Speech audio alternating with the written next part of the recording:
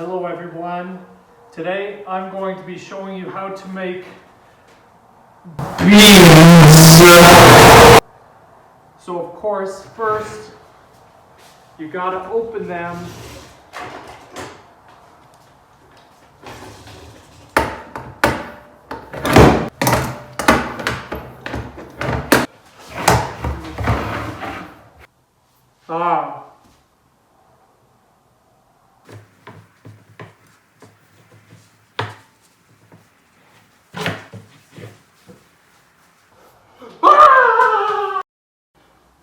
And then you heat them on the stove.